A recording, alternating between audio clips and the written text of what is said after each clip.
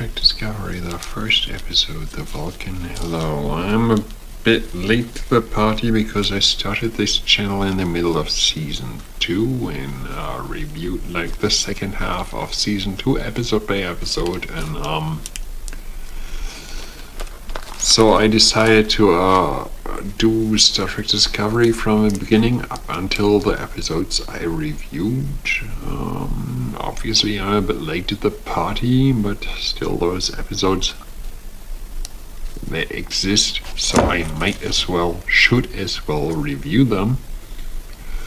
Starting with the very first episode, and this is where we're like really off to a really bad start, because we start the show like we've been waiting since 2005 for a Star Trek show. Like, Enterprise was cancelled when it was just getting good, and we start this show being like, what are these things supposed to be? Like, they're supposed to be Klingons, but those are not Klingons. What's up with that stuff? Like,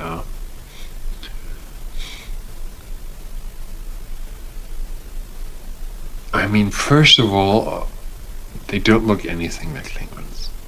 Second of all, because of the prosthetics in their faces, whose idea ever that was to put prosthetics on the cheeks? They are strong Klingon language. All sounds like whining. So they're like, like, I'm the torchbearer. It all sounds like whining. They're supposed to be a strong people, and it all sounds like whining, and obviously you can't blame the actors because they've got like plastic attached to their cheeks. How they are supposed to sound strong? It doesn't work. So it sounds like they're whining all the way through their speaking Klingon, and it's terrible. Second of all, this show is trying to be so progressive, but Klingons, they used to be like spice Vikings, and now the new version, they really remind me of Idi Amin, the former ruler of Uganda, the insane dictator who killed people randomly. He had that same statue with the broad shoulders, that really big body, and the bald head, and the big lips. They're really, and of course all the bling. Like the new Star Trek Discovery Klingons, they are like tons of bling, tons of gold, tons of everything, and it really looks like Idi Amin.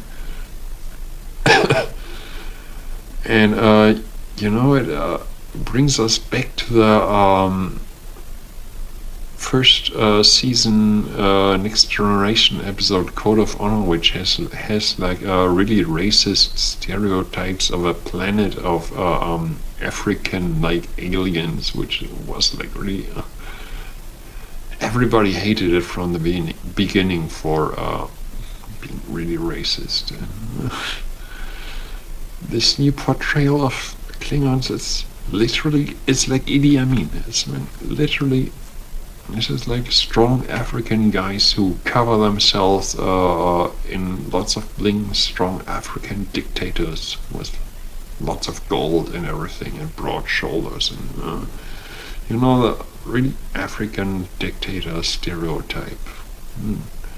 Like, before my time, they had that in the Democratic Republic of Congo, but they had similar dictators in lots of countries in Africa. The most famous is obviously Idi Amin of Uganda.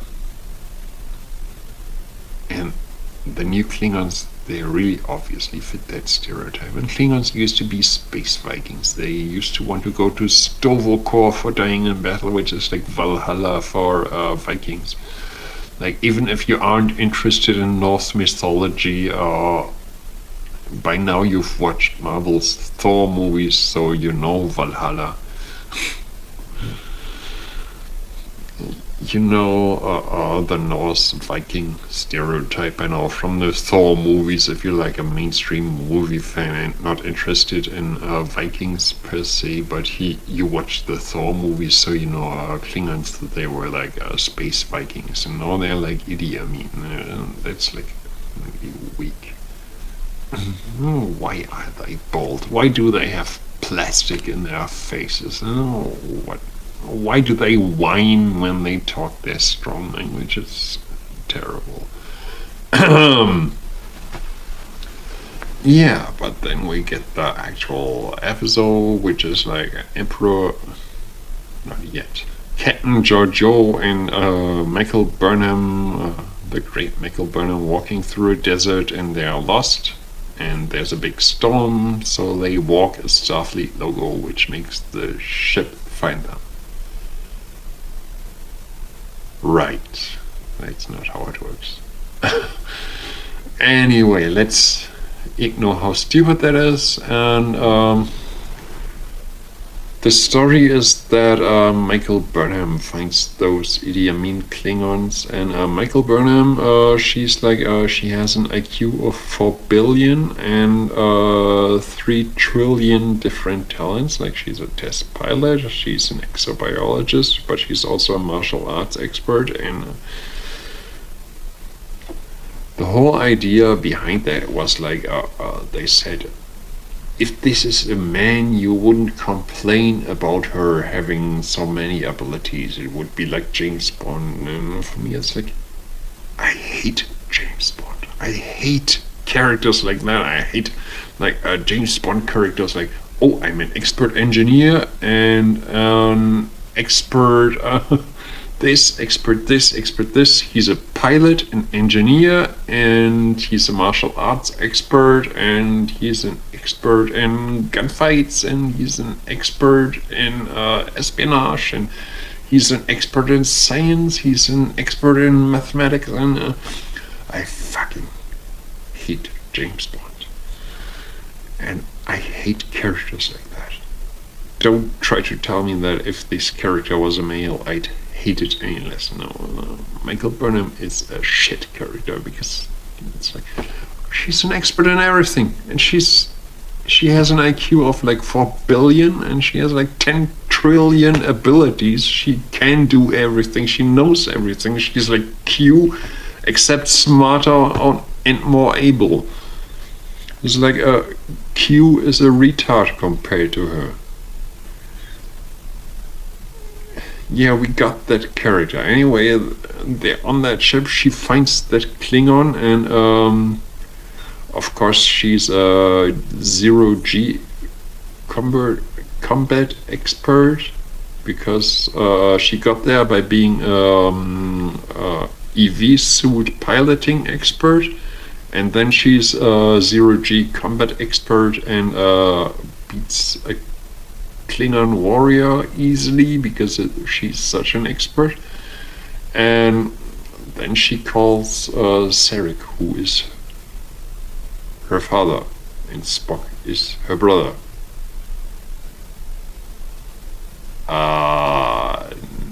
No, don't do that. No, no. It's like, okay, Spock had this sister that we don't know about, and Sarek had this daughter that we don't know about, and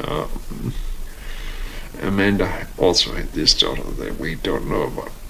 It's okay. In the end of season 2, they solved it by saying Michael Burnham is classified. So when Sarek had a mind meld with Captain Picard, he kept out the classified information. Like, Sarek was sick in the TNG episode. Sarek was like totally losing control of everything and had to transfer all that badness to Captain Picard. But he kept out the classified information. He remembered that Michael Burnham was classified, so that never made it to Captain Picard.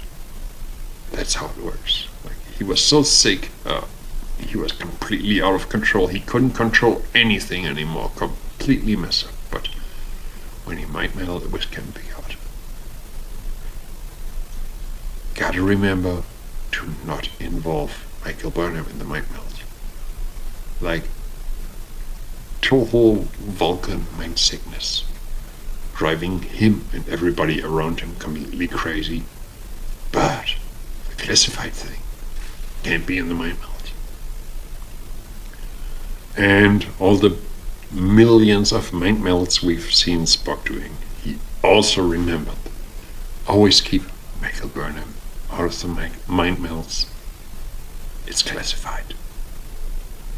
I, as a Vulcan, totally know how to keep classified information out of the complete sharing of minds with no barriers, as Tuvok described it. Yes, that's how it works. Yeah, so Michael Burnham, the IQ 4 billion and abilities 10 trillion.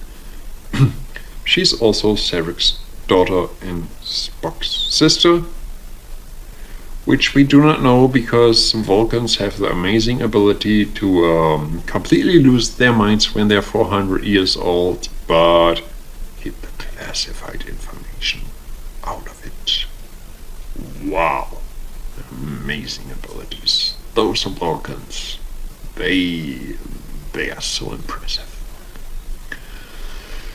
Yes. So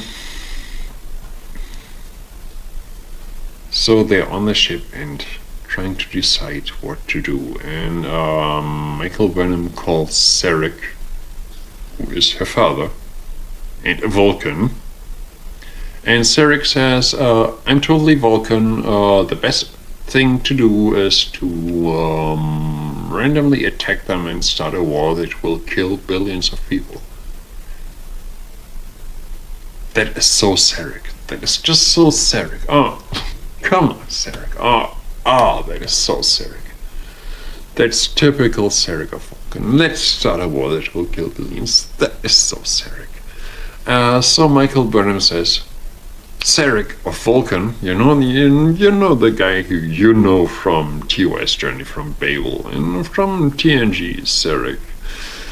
This guy that you know, he told me, let's start a war that will kill billions. Like, it's Sarek. He has like Star Trek cred. He told me, let's do that. Let's start this war that nobody ever mentioned that will kill billions.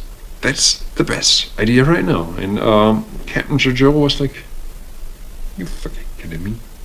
That's the dumbest thing I ever heard. And Michael Burnham was like, he was in TOS, he was in Journey to Babel, that was like a classic episode, and he was in TNG Sarek, that was also a classic episode. Come on, that guy has credibility. He told me to do that war that will kill billions. He has credibility, let's do it. And Captain Jojo was like, no, like, those were cool episodes, but come on, Michael Burnham, but I don't really like billions to be killed. Come on, that's like a really stupid idea. Let's not do that. And okay, so they decided not to do that. But Michael Burnham, she was so convinced, like, he was in TOS, he was in TNG. He has obvious street cred, like obvious Star Trek cred. So she says, Captain Jojo, let's meet in quarters. I'll nerf pitch you. And she did. And yeah, she did that. Started the war that will kill billions. Yeah. Like, the original, totally original Sarek told her that, so yeah.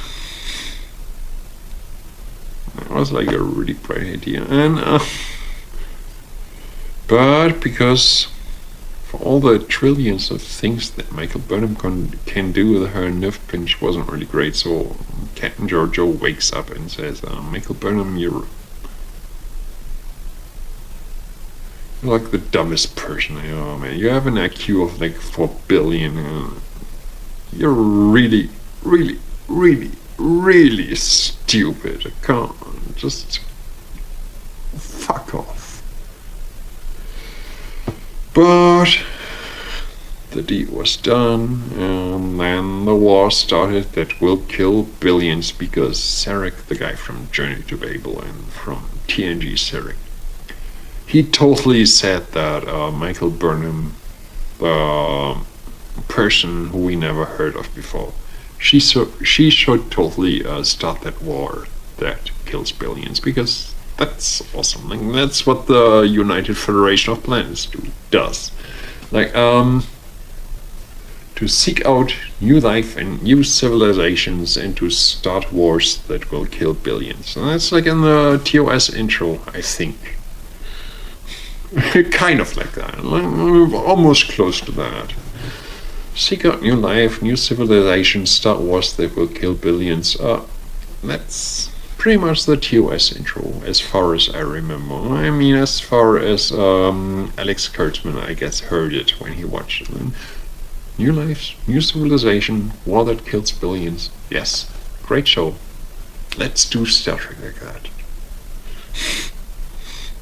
I mean, yeah.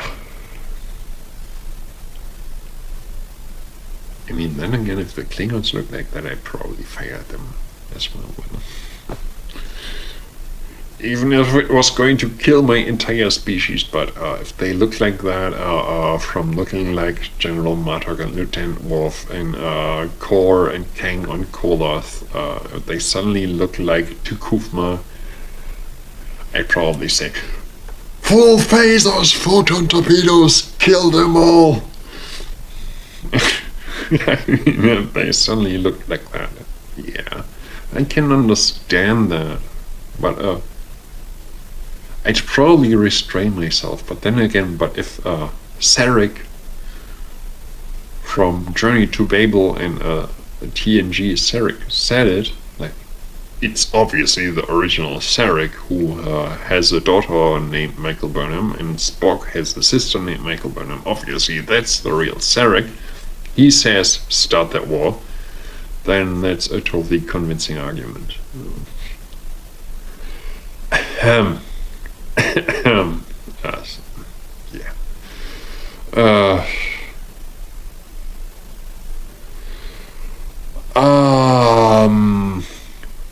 Yeah, so the final verdict is, if this isn't the absolute most stupid thing you've ever watched, then you've probably watched a lot of reality shows that I have never seen. I mean, no, seriously, this is probably the most stupid thing that has ever been put on television. All the things I just talked about, it's the dumbest shit in television history. It's just master level stupidity.